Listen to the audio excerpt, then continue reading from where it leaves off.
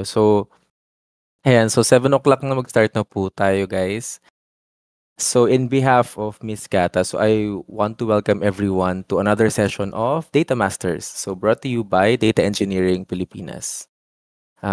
For those who are new here, Data Masters is a community-driven initiative that brings together, like us, a dedicated group of individuals passionate about honing their project presentation, interview skills, and knowledge sharing in this fully supportive and collaborative environment. So it's our learning and sharing space where community members and invited speakers walk us through various topics in data engineering, analytics, AI, and related fields. So if you've seen some of the social media posts, tonight's topic is an exciting and very practical one. So it's ETL process from SAS to BigQuery. And our speaker, Sir Alex, will guide us through how data can move from a SaaS platform all the way into Google BigQuery for analytics and reporting. And so before we get started, so I just want to give a quick introduction then to myself. So I'm Yui. I'm currently working as a data and insights analyst in marketing. So right. So before we start, we just want to share some quick reminders po, no? So number one, if ever, please keep your mics muted during the talk, unless you're asking a question. And second, you can type your questions anytime in the chat, and we will have a Q&A portion later after Sir Alex's presentation po. And lastly, so this session is being recorded, that you can watch the replay later in our depth channels. All right, so yeah, let's move on to the main event. I will introduce our speaker for tonight. So, Sir Alex. Sir Alex was previously a petroleum engineer. So, can you believe that? So, he worked in petroleum processing plants before shifting to data analytics.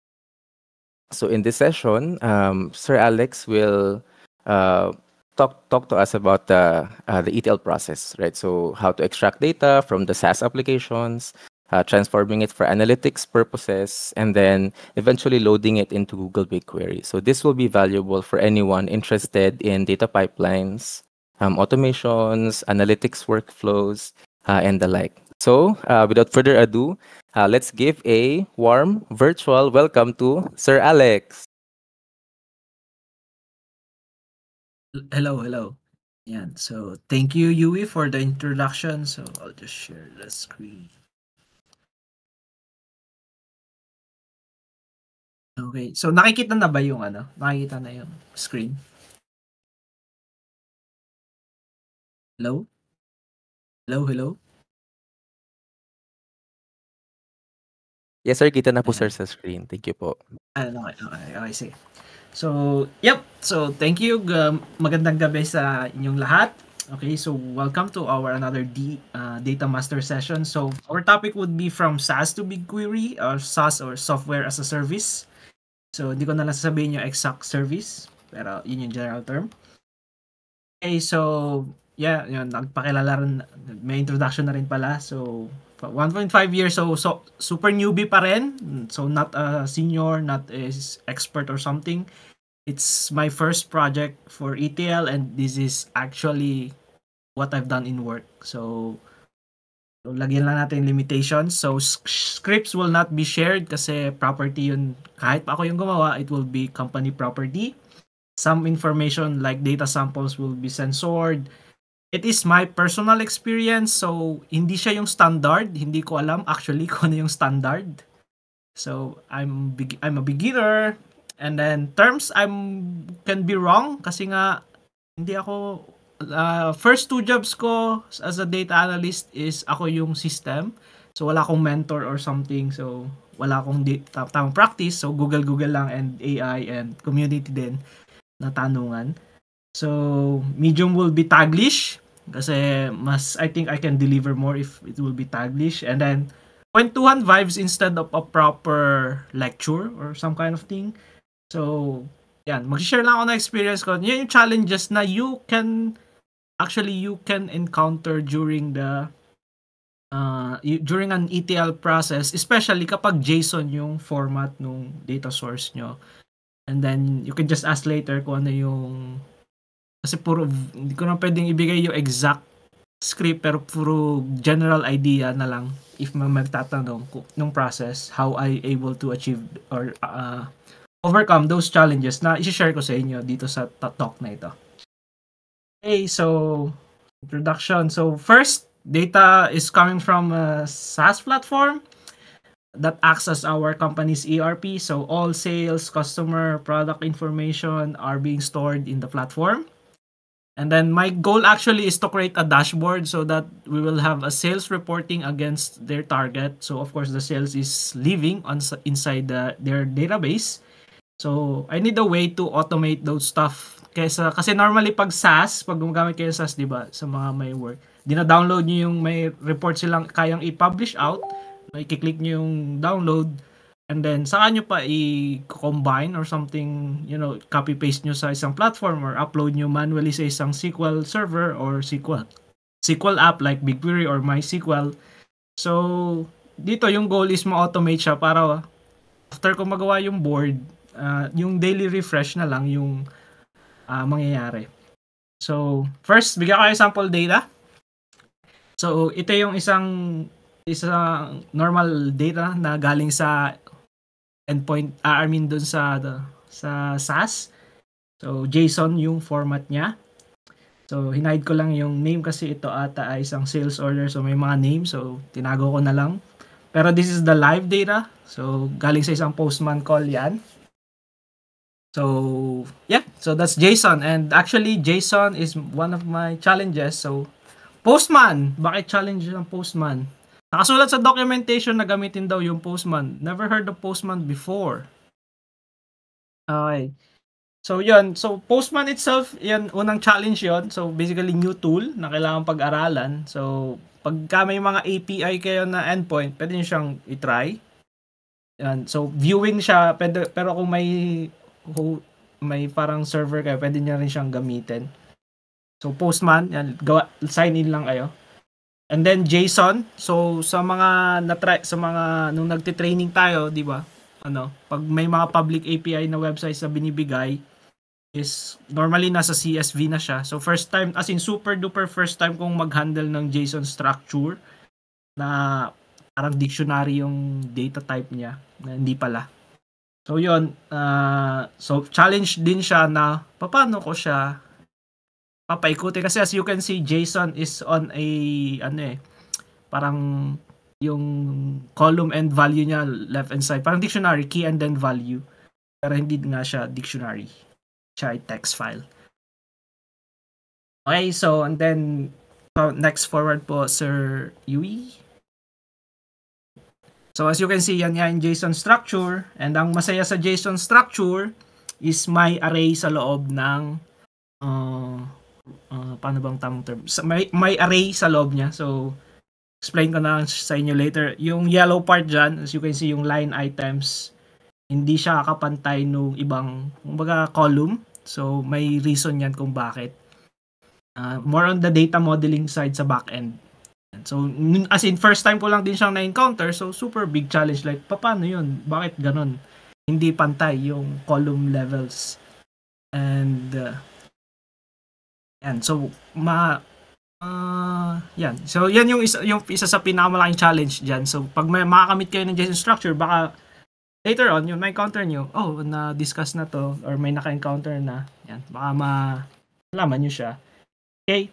So, next is, aside sa JSON structure itself na first time ko, yung multiple endpoints yung data. So, ano ibig sabihin nun? So, yung API niya, is multiple multiple links kasi one endpoint for one table.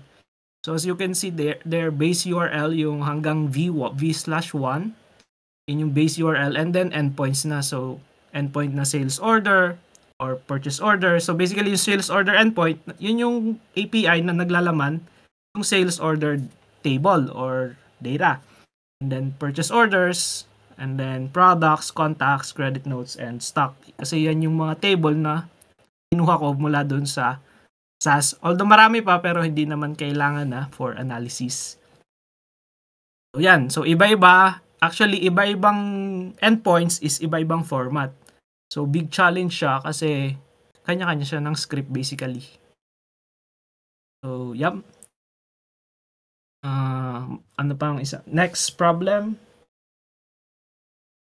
Yan. So, kung pwede pa slideshow para makita nila.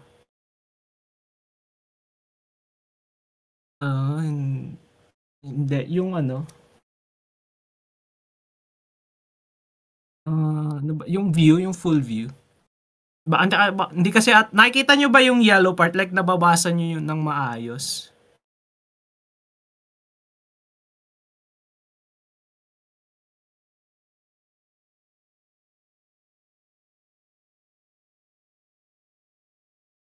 Paano? Yeah. Hindi. Kasi yung presenter view ni Yui may ano yung may notes.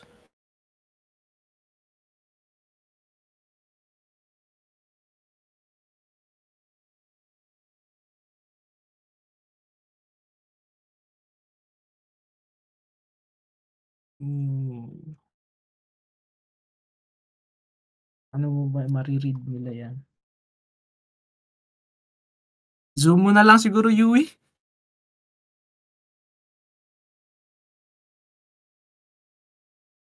Ayan. So, makikita nyo, yan. So, yung data na yan is actually from sales order data, purchase order data. Paki-up lang ng konti from scroll up. Yep. So, as you can see, yung line items, so, ganito yung level niya. So purchase orders endpoint. So, one invoice or at let's say one reference, so one PO number will have multiple items, di ba? So, marami kang in-order na items sa PO na yon.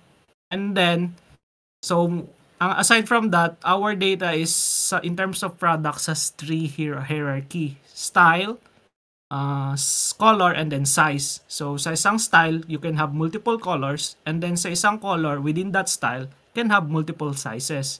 Ngayon, the way they store their sizes, ganyan. As you can see, basically ang sinasabi dyan sa option 3 and size code is you ordered tatlo ng M8 ng ganitong color and then isa nung M8.5 na size and then 7 ng size 9 and then 7 ng size 9.5 and then 12 ng size 10. Yung number one challenge ko dyan, nung hindi ko pa siya pinapansin kasi nga nasa gitna siya nung ang JSON, mahaba naman. So akala ko i-breakdown ko lang yung line items kasi ito yung item, ito yung in order. And then yung quantity, wala pala dyan yung, ayan yung quantity na 60. Akala ko 60 nung product ID na to. Okay, you ordered 60 of product item. Ngayon, pag tinanong mo sa akin kung ilan size 7 yung in order mo, nung una ko siyang tinransform, hindi ko masabi sa'yo kasi nga, ganyan siya na store pala. Hindi ko nga alam, tapos wala rin namang senior, so parang nag-Google at AI lang yung kausap ko. So, yun yung instruction ko. Ganyan pala yung pagkaka-store nun. So, 3 na size 8, yan, ganyan yung breakdown niya. Naka-store. So, nung ang output niya is para siyang naka-merge cell, kung sa Excel, para siyang naka-merge, na, in order mo sa line na ito is 60, pero hindi mo alam yung breakdown per sizes. So, yan, yan isa sa pinakamasakit sa ulo ko. Tapos, 3 endpoint yung ganyan. Sales order, purchase orders, and credit notes. Kasi yung returns, credit notes are returns transactions. So, yan. So, kailangan mo malaman. Tapos, anong size code nun or size barcode para yun yung, yun yung magiging key mo to connect to your product data para makalaman mo yung ibang information about that product. So, yan. Yung pagkaka-parse niyan, medyo matagal inabot ako. Yun yung pinakamahirap actually na part.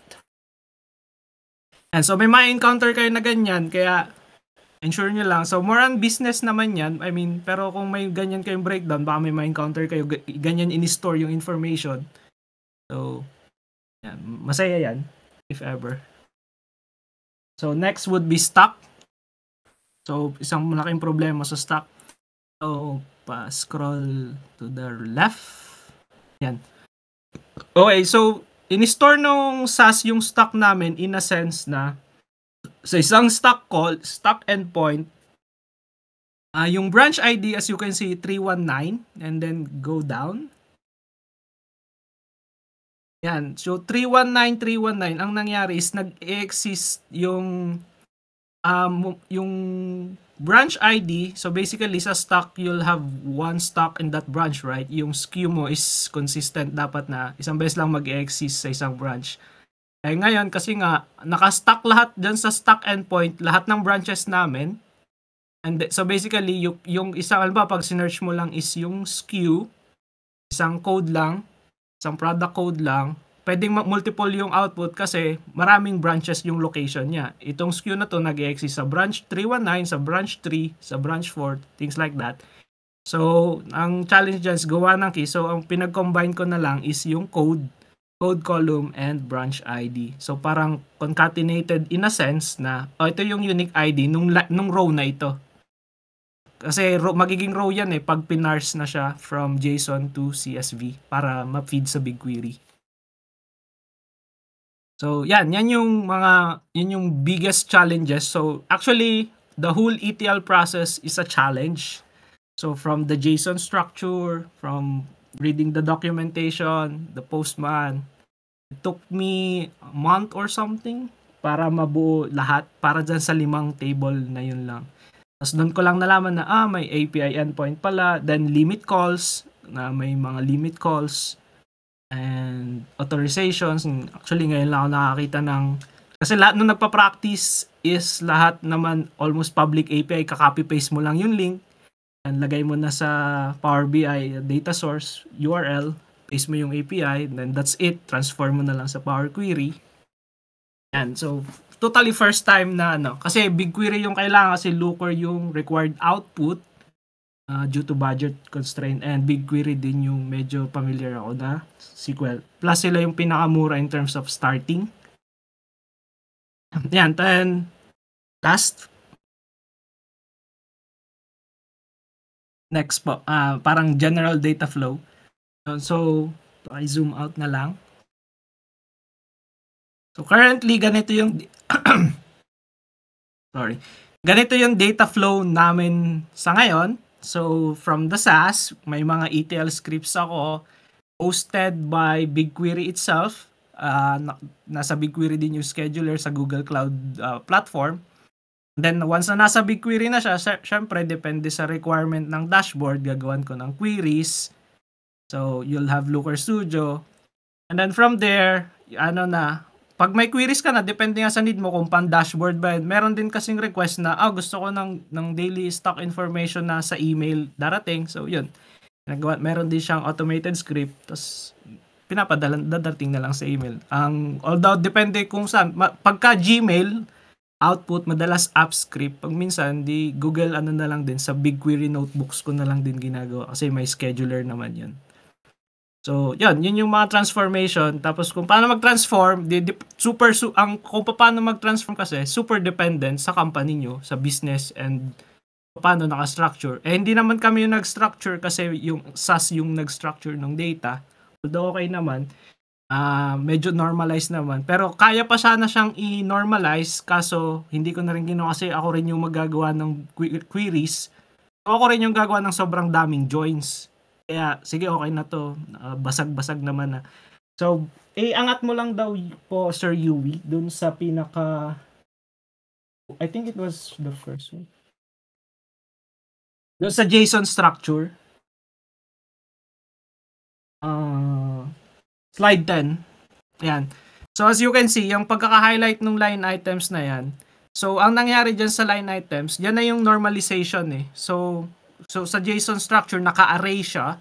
So, yung hindi indented is actually invoice level, and then yung indented or yung line items is yung item level inside those invoices.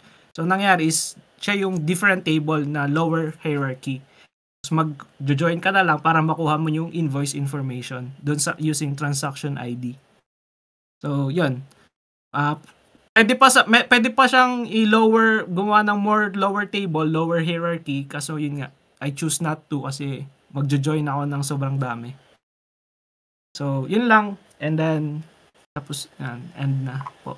ending.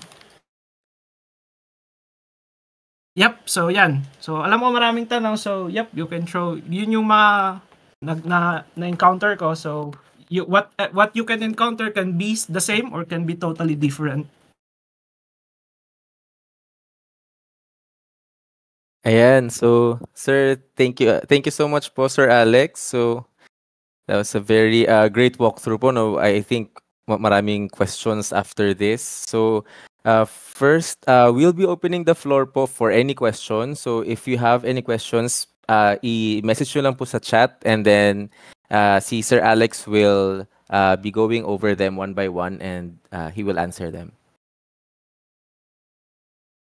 Sir Yui, ang first ano po is, can you show sample data? Alin po? Marami po kaming sample data. So lahat po dyan ay sample data.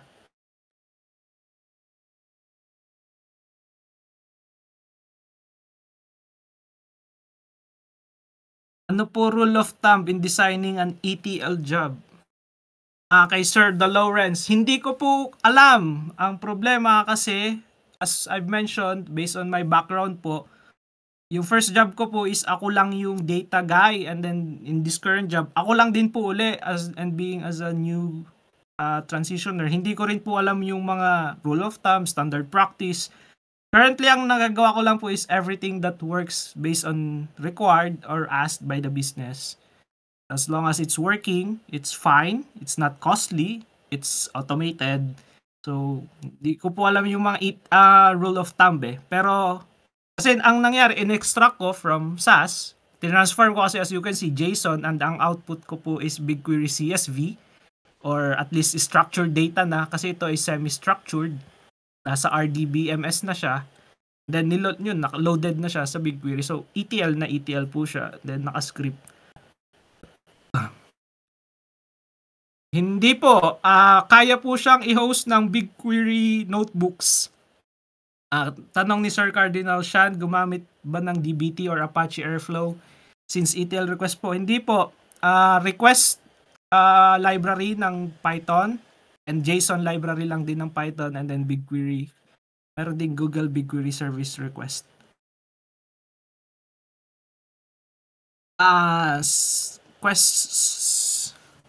Question ni Lana, is your data streaming po? Do you use live data? Live po yung data from the API call, pero hindi live yung fetch, hindi live yung request from SAS to BigQuery. So naka-batch po ako. Ang batch ko po ay nakadepende, as you can see, meron po siyang date. Sir Yui, can you go to slide 6?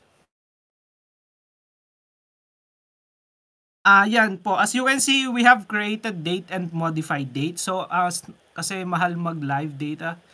So, ang parameters ko na lang sa API call is kapag greater than yung modified date, sa max modified date ko sa BigQuery, if fetch niya, as you can see yung modified date. And so, naka-greater than na lang ako. So, alin man yung mas malaki sa last modified date ko sa BigQuery, ibig sabihin may nagbago from their source. So, kukunin ko yung changes doon. Merge yung, Google nyo na lang yung merge operation sa BigQuery.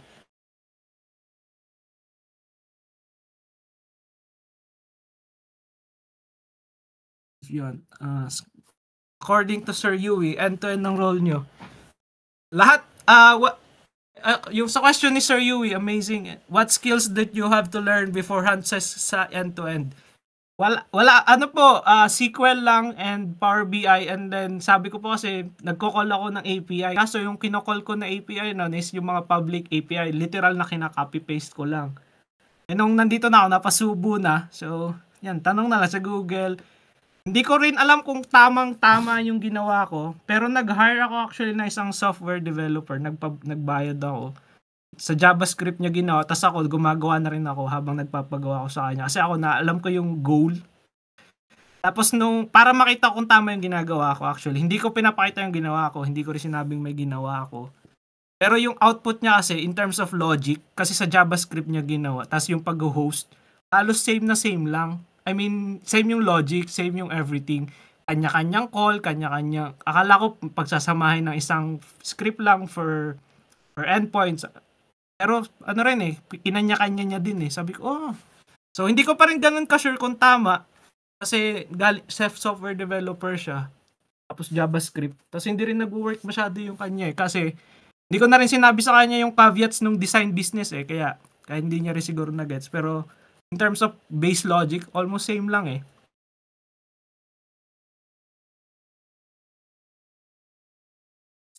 So, yun, kay Sir Yui, wala, napasubo lang. Pero yung initial lessons ko by my own is Power BI and SQL. If may nakakaalam po, if I were to do that.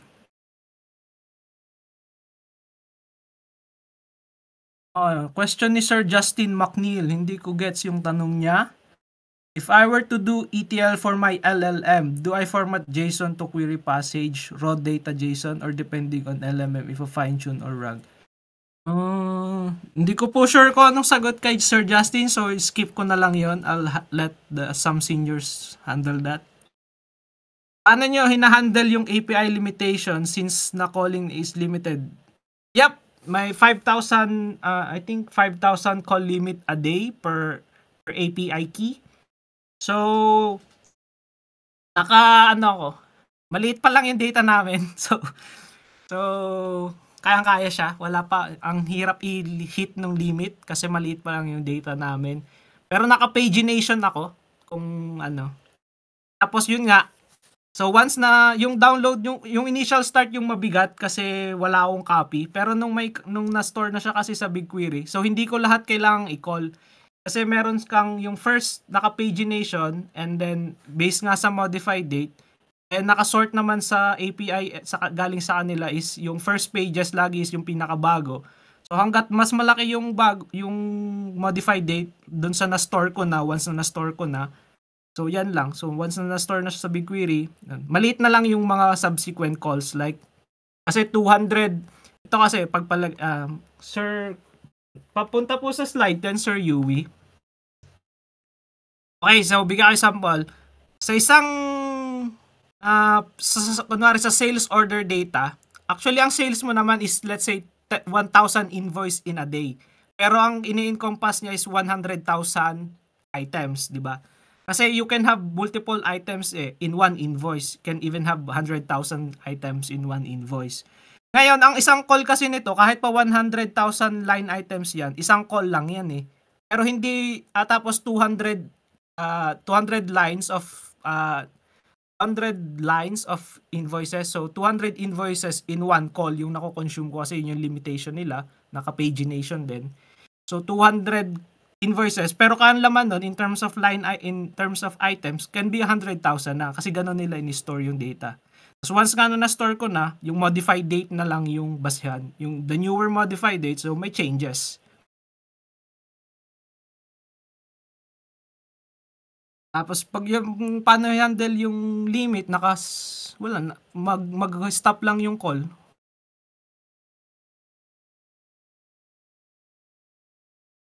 Okay, question ni Lana.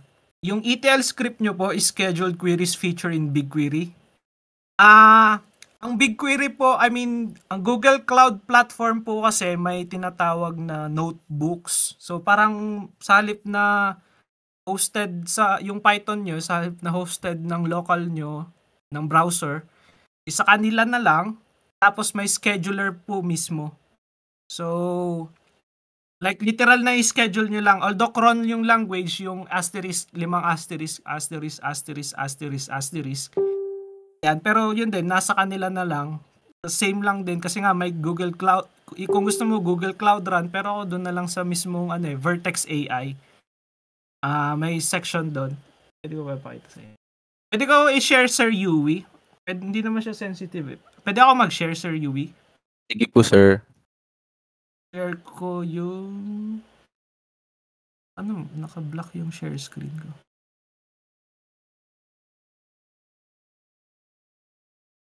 Ayun, sir. Patry po, sir. Tinanggal ko na po yung sa akin. Wait lang.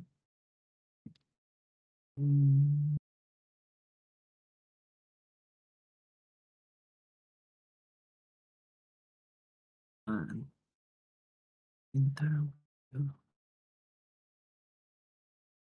Para sa question ni Lana, nakikita ba? Wala pa po, sir. Naglo-loading po. You're still stream running. Ayan na.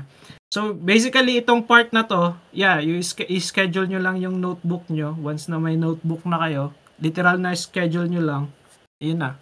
So, meron akong incremental, hourly, and then, depende sa endpoint. Kagaya ng sales data, once a day lang ako nagko-call, kasi once a day lang naman ang reporting, I mean, yung needs nila. Pero yung stock, hourly, and then, purchase order, weekly, so depende sa business. And so, balik na natin sa yun lang. So, hosted sa BigQuery. So, may sarili siyang platform. Click ano lang, UI lang. Okay, nasa na ako? Dun kay Sir Japanese name.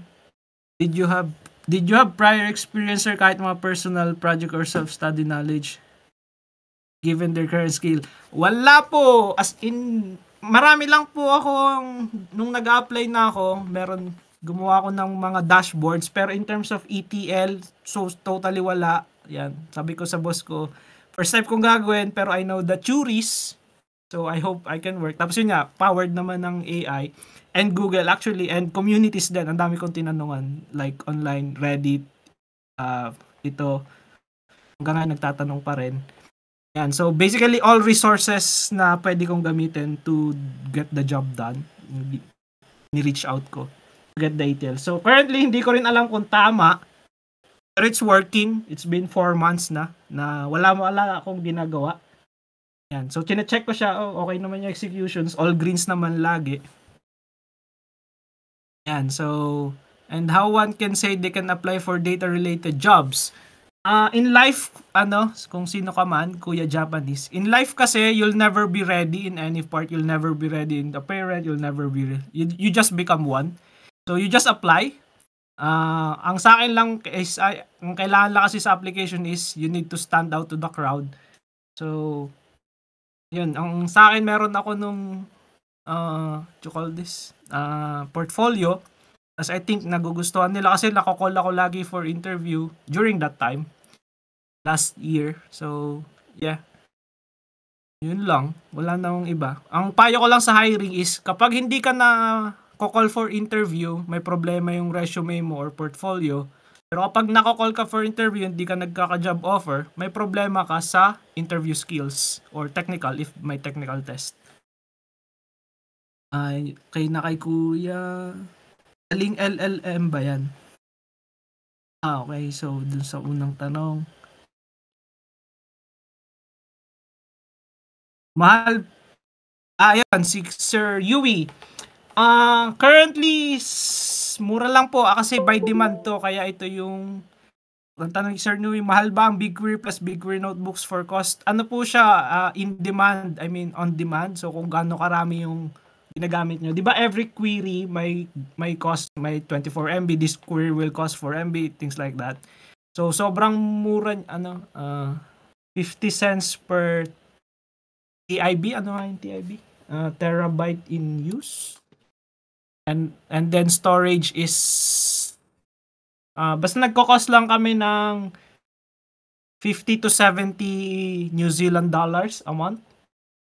Sama na tax. Yan. So, para sa company, mura siya. So, kung personal, libre. Actually, my first 3 months ka na libre. So, pag may personal project ka, BigQuery I'll suggest kasi libre pag pwede nyo na rin gamit. Hindi nyo lang pwedeng gamitin yung scheduler ng free account.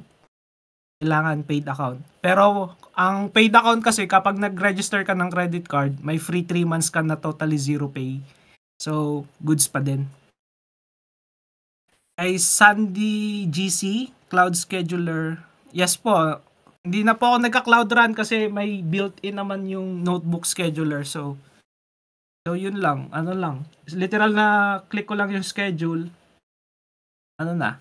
Nagra-run na siya.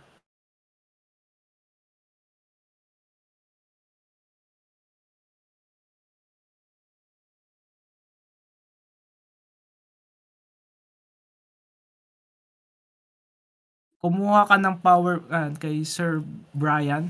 Kumuha ng Power BI cert, wala po. Ang nangyari po kasi, ang tools ko from the both two companies ay Looker Studio na napasubo na lang din. Wala akong ka-idea nun sa Looker Studio. I remember, binigay sa akin yung task Monday. Monday next week ko pa nasagot kasi during the weekend, naghingi pa ako ng tulong sa community nun. Like, may nakipag-video call pa ako para doon sa naglo-Looker Studio. Para makagawa ng isang Looker Studio dashboard. So yeah, wala po akong cert or anything. Puro portfolio lang po ang meron ako.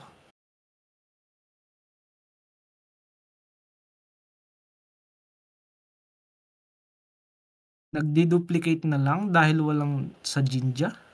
Tanong ni Miss Sandy GC. Nagdi-duplicate na lang dahil not right trunket sa Jinja. Hindi ko gets yung tanong. Wala po akong dedupe kasi yung data source is malinis in a sense. Anong problema lang is JSON structure siya. So, 'di ba pag maglo-Looker Studio output ka, kailangan laging table or ano, yung R2D. Hindi ka pwedeng mag-JSON na semi-structured. So, yun yung biggest challenge. So, ang wala akong right truncate na operation sa script. Although meron akong drop table kasi ang function ko sa schema is auto-detect in a sense. Kasi baka magpalit ng schema or minsan may custom columns na dinadagdag kami. Kami mismo yung nagdadagdag sa UI nung SAS. So, minsan nagpapalit talaga yung schema, may madadagdag na column. So, salip na itatype ko lahat ng column na gusto ko, so dinadrop table ko na lang every time na may full reload. Pero sa regular schedule ko na hindi. Yan. So, wala akong right truncate na function.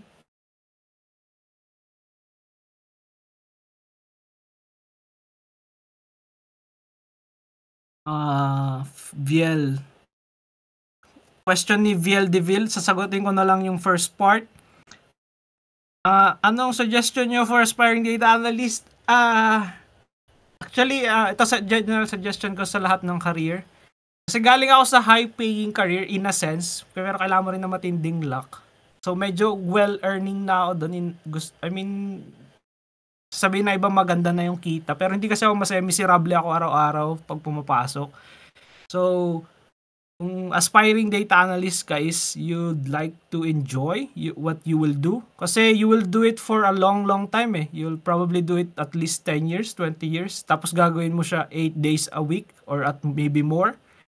So, kahit pa anong sarap, parang yung analogy ko sa pagkain, kahit anong sarap ng ulam mo kung paulit-ulit, nakakasawa yun. So, you'll hate it kung hindi ka mag-enjoy kahit pa So, yeah, you'll probably want to at least enjoy yung pagiging data analyst. Kasi kung nandito ka lang for the money, kahit pa parang hirap niya sabihin, no? Pag galing ka sa hirap or something. Pero pag puro money kasi talaga, ang hirap magstay. Alam mo yun, kahit puro magkano kaganda yung girlfriend mo, kung ang sama na ugali, parang ayaw mo pa rin. So, yun lang. So, stay in for a long ride, tas sana ma-enjoy mo yung ride. Yan. So, wala tayo certificates. Sino po schedule nyo sa work, sir? Ano schedule nyo sa work? Night shift po ba? Anong language sa script? Ang schedule ko sa work ay daily work. Ako ay work, office hybrid, 4 days work, 1 day work from home. Ang language ay Python. Kay Mauler, anong maganda aralin at ilagay sa portfolio for future job application? Actually nung una, ang mga nakikita, nung tinatanong ko din yan, nung nasa pwesto nyo ako, ang nakikita ko is yung mga script talaga. Pero as you can see, as you know, HR yung tumitingin nung unang sa sala eh. So, actually, ang maganda ilagay sa portfolio nyo is dashboards. Yung maganda, yung magigets ng non-technical person. Kasi yung HR yung unang titingin eh. Sila yung unang sa sala. So madalang yung technical person yung nag-hire, lalo sa malalaking company. Sila yung mag-decide final, pero yung first na mag-screen is HR. So, wag yung masyadong script yung ibigay nyo or yung SQL or Python script. Bigay nyo ng dashboard, yung UI ng dashboard or yung output ng dashboard. Screenshots or sa Power BI, hinuhost ko lang yung Power BI dashboards ko dun sa live, yung web, nakapublish sa web para public. Wala namang wala namang tawag dyan. Wala namang sensitive data pag sarili mo lang Data engineer role, ang title ko ay System and Reporting Specialist, pero dashboarding. So, all around, sa both companies na napasukan ko, all around, ako lang yung data guy, so all around. So, from Python scripts to spreadsheets, may mga ipapa-edit, ganyan. So, yan. So, never ko naging title yung data analyst. Kung ano yung fancy title yung meron yung mga companies. Pero yung core is basically data analyst. Pero ito, data engineer siguro to.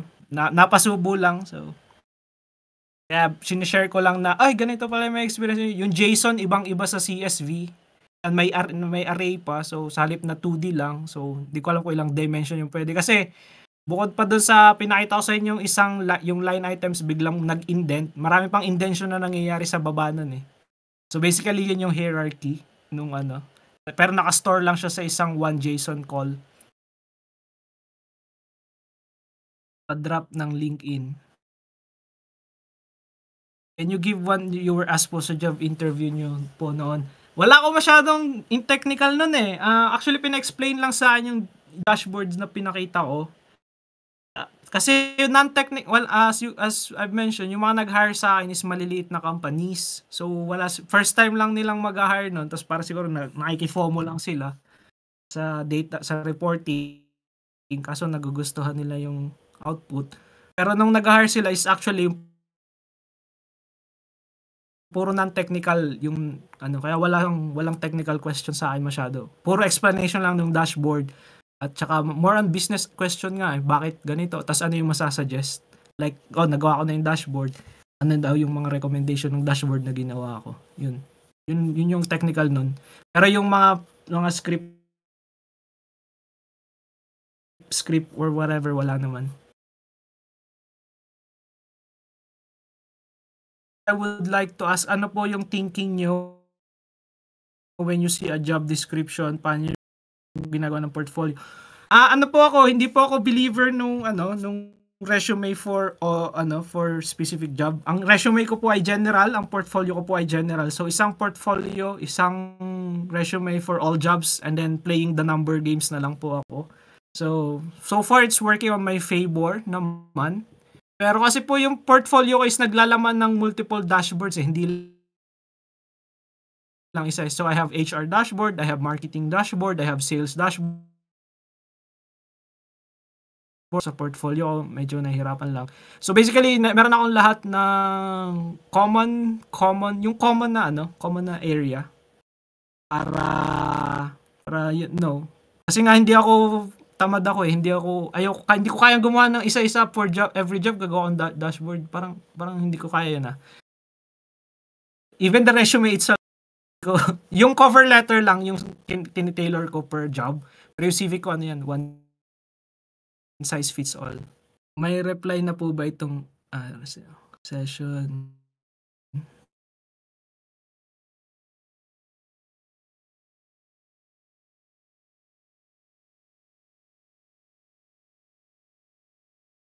Okay. I think wala na. Anong gamit yung pang-publisher? Company email? Saan? I think I need... So, sa question ni Direk, anong gamit mong pang-publisher company email? Sa portfolio ko, hindi. Pag Power BI, di ba meron dong option na publish to web? Tapos yun lang yung... Ang portfolio ko ay nasa loob ng Google Sites. Share ko na lang din. Sir, paano ko share yung portfolio ko para makita nung iba siguro? Hindi ganun kaganda yung portfolio ko actually. Luma na. Ganito na lang, yung portfolio ko is nakapublish sa Google Sites, tapos may mga images is embedded with links na kapag, di ba, pag nag-publish sa web ka ng Power BI, bibigyan ka ng link na ito yung mo. Tapos yung link na yun is wala ka ng control kung sino makakita once shared. Unlike sa Looker or parang Google Sheet, makokontrol mo. So, ganun lang. Kasi nga, for public viewing naman kasi yung portfolio ko. So, Yun. So, personal email lang, tapos hindi naman siya nakalagay talaga dun. Kasi nga, yung links na naka-attach na dun sa dashboards is publicly available na. Wala na akong control kung sino makakakita.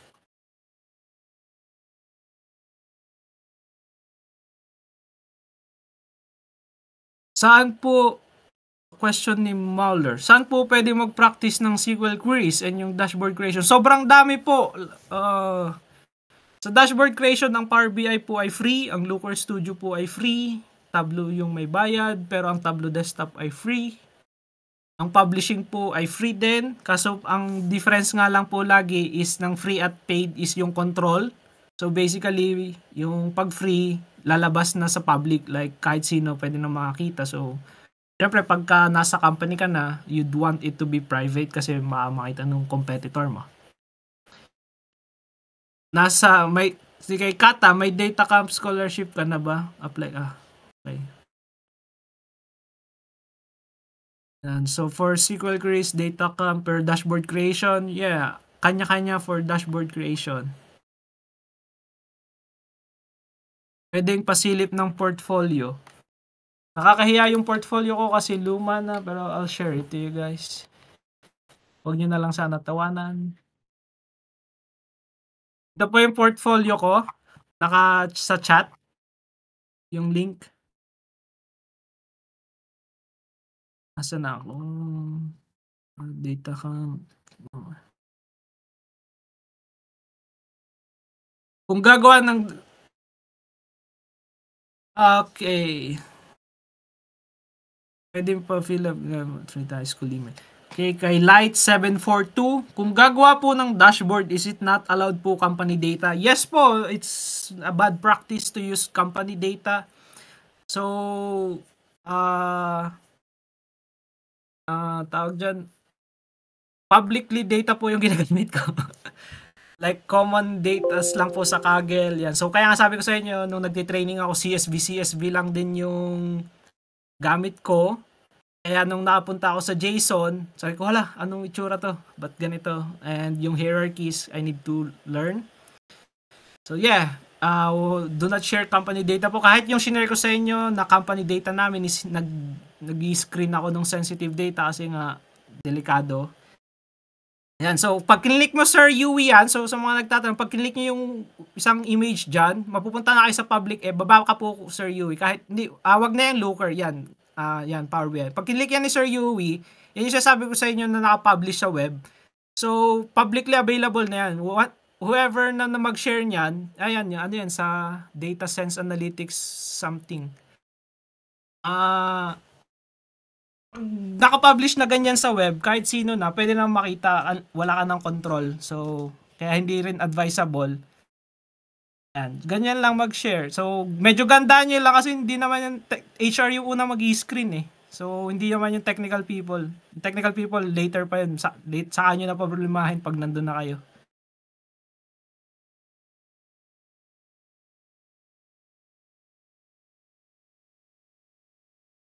Nakaano po ako, Miss Sandy. Sabi ni Miss Sandy, Power BI publish only to web. Nakaano po ako, naka-on-site on Microsoft account lang po ako. So, pero publish to web po yan. Ayan, live example po siya.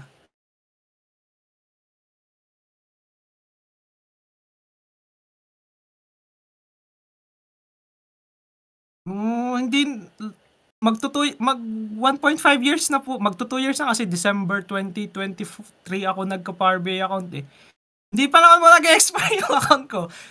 Ayan po yung, live example po yung binuview ni Sir Yui ngayon. So, goods pa naman po siya. Kaso wala pa akong bago. May ginagawa pa lang ako kasi nga nagka-work na ako so hindi ko na siya na-update. Pero yan yung mga last. Yan, Adventure Works sa mga nag-try sa Data Science Analytics, yan yun eh.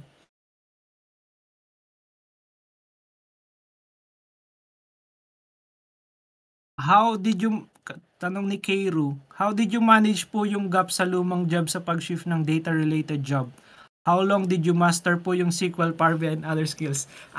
Isa ako sa fake it. Hindi naman fake it kasi alam ko naman siya. Pero literally, I've learned the hard part on the job. Kasi yung mga logic ng mga business pala is sobrang kanya-kanya talaga tapos minsan ang kakaiba like bakit kailangan pa nilang ganito pero yun nga required sa company. So nag-start ako ma-encounter yung Power BI, actually data analytics kay isa kong nakaklase sa petroleum engineering din. Baka kilala nyo dito sa data engineering si Jemar. So, nakikita ko nagpo-post siya. So around December 2023 nung nag-start ako mag-touch ng Power BI tapos nung nilalaro-laro ko siya, sabi ko, maganda to ah. So yun, so nag-deep dive na ako tapos 2 months sa Power BI then 1 month sa SQL. Tapos medyo na-gets ko kagad yung SQL for some reason. Yan, pero ano lang, select, tapos where lang yung kaya ko na, tapos join, and yun. Tapos yun, nagpapasa na ako ng interview, nagpapasa na ako ng mga resume sa mga job applications sa OLJ, sa kung saan. Pero tuloy-tuloy pa rin ako aral hanggang sa yun nga. Yun, nagka-work na. Pero super basic lang yung alam ko nun, hanggang where, tas basic joins lang. Tapos may SQL pa yung syntax nun. Nag-ikot-ikot ako nun. Nakakatawa yung isang query sa BigQuery. Halimbawa, di ba sa SQL year, then parenthesis date column. Walang ganun sa BigQuery, like tagal kong hinanap yun. So basically on the job na lang lagi. So sobrang swertihan lang para maging actually na-realize ko na mas magiging magaling ka talaga is pag nasa loob ka na ng isang company kumpara sa kasi yung ang hirap mag-test ng ikaw lang hindi mo alam kung ano yung gusto mong itanong actually pag ikaw lang. Pag may nasa loob ka na ng work, minsan madugo yung business logics nila. May mga available material links ka po, sir, how to use Looker Studio? Wala eh. Ang unti ng community ng Looker eh. Sabi ko lang yung Looker ang pinakamadaling matutunan sa lahat. Looker, Tableau, and Power BI. Super drag and drop. Kaso sobrang limited lang din ng kakayahan niya. Kasi nga libre. Kasi yung full features niya sa libre nandun na eh. Tapos sobrang intuitive lang niya. Super drag and drop. Mas malala pa sa drag and drop ng Power BI. So basically, you just try it kung may ideya ka na sa Power BI. Yung Looker po yung marketing. Yung last 4 kasi Power BI. Tapos yung first market na yung Looker. Yan yung unang-una ko ginawa. Medyo pangit pa ata yan. Yung Netflix data, sikat na sikat yan.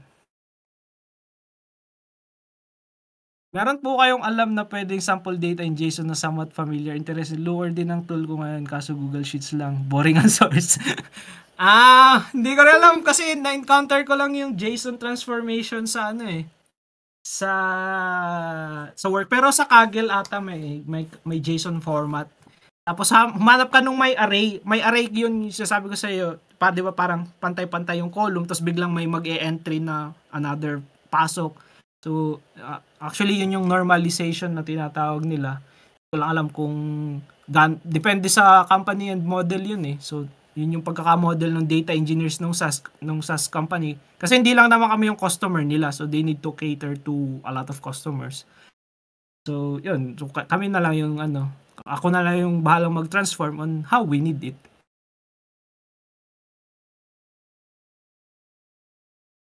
Tanong ni Saging. Yung dashboard images po ba sa portfolio nyo screenshots and nakalink lang doon po doon sa actual dashboard? Yes po, basically, yes. Almost the same lang po ba yung Power BI at Excel? Hindi po. Ganito, ang Excel po operates, actually yung first, ang ko dyan is Excel at SQL, for example. Ang Excel po operates at the cell level. So, kaya kapag nag-formula ka, halimbawa D2 plus D3, talagang explicitly mo sinasabi na itong cell na to at itong cell na to ipagpa-plus mo. Then SQL operates at column level, kaya pag nag-select ka, nag-sum ka, column name plus column name, di ba? Yung Power BI works at somewhat the same po ng SQL, column level, and then syempre may mga filter, anong tawag dyan? Anong tamang term nila doon? Filter context. Pero basically, it operates at the column level at most. And then may mga data model. Parang madaming jargons pero medyo madali siya magets once na nandun ka na. So, pag magaling kang mag-Excel, magigets mo na lang din yung Power BI actually. Kasi parehas din naman siya ng UI. Tapos drag and drop lang. Pag start ka sa basic drag and drop, tapos magigets mo na lang siya down the line. Isa-isa. Uy, JG Summit. Yes, sarado na sila. Yep, I was formerly in JG Summit before. Ayan, kailangan yata magkaroon next day for maraming Power BI. Tanda ko nung nag-present ako nung Looker Studio before, sabi ni Sir Mike, refreshing kasi nung time na yun puro Power BI yung Data Masters. Siya po, hindi po. Si Alex the Analyst ay kuha ka na. May yellow, ano naman ako? Yellow belt?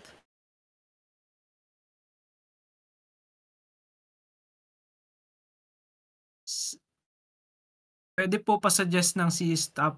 Hindi ko po alam ang CS thesis kasi petroleum po ako noon. So, hindi ko pa alam kung anong mga topics nyo dapat. Kung full program ba or theories lang. Yan, so, tanong na lang po kayo sa CS grad. Inspiring,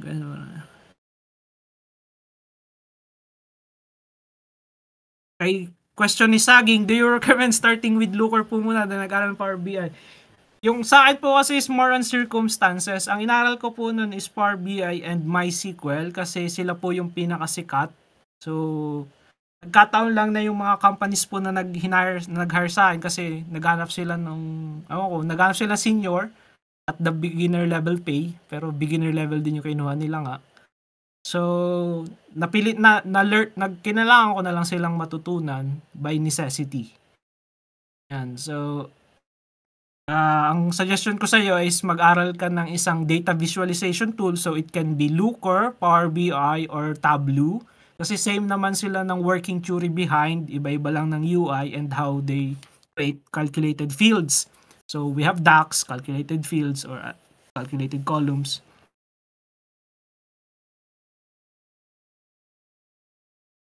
So, yun. So, pili ka lang ng isang SQL at isang data viz tool kasi lahat sila naman ay data viz tool. Ayan, wala na atang tanong. Suggestions na lang mga... Yep, sobrang dali na lang. Ano lang, syntax na lang nung ano. Pinakagusto ko yung DAX kasi pwede kang mag-set ng variables like variable A set ito yung value niya. Sa Looker kasi wala. BigQuery and Looker, ang BigQuery po free. So pagka free tier ka every 60 days buburahin ng BigQuery yung table mo. So be careful.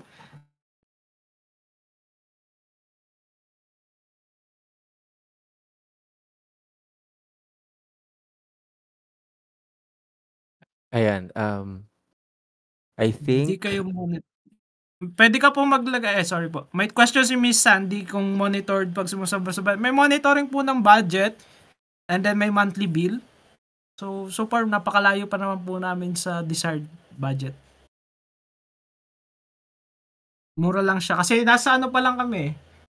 Let's say lahat ng tables nasa 1 million rows pa lang kami kasi 3 years pa lang ata yung data namin. So maliit pa.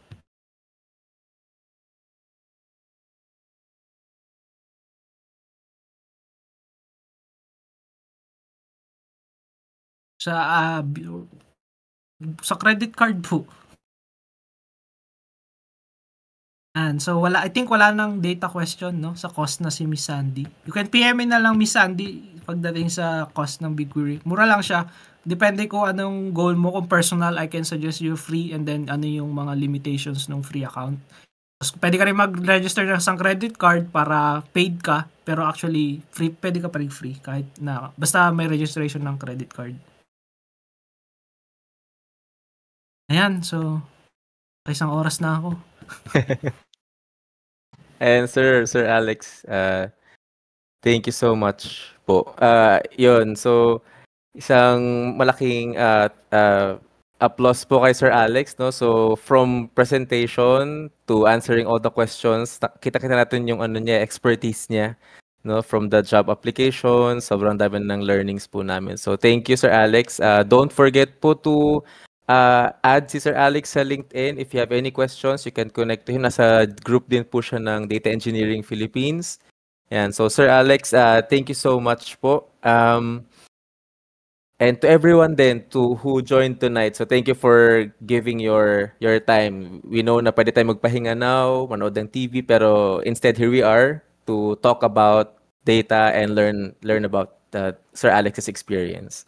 And so if you enjoyed this session po, don't forget to follow our depth channels and join our upcoming Data Masters events. Marami po tayo throughout the weeks po. You can also volunteer and you can also volunteer to help out or to present. So you can just message us po. Yan. So with that po, we will be ending tonight's session. Again, thank you so much po to everyone, Sir Alex, Miss Kata, Miss Sandy, Matt, yan. So, and to everyone who was here tonight. So have a great evening, everyone, and see you next time po. Thank you so much. Thank you. Bye.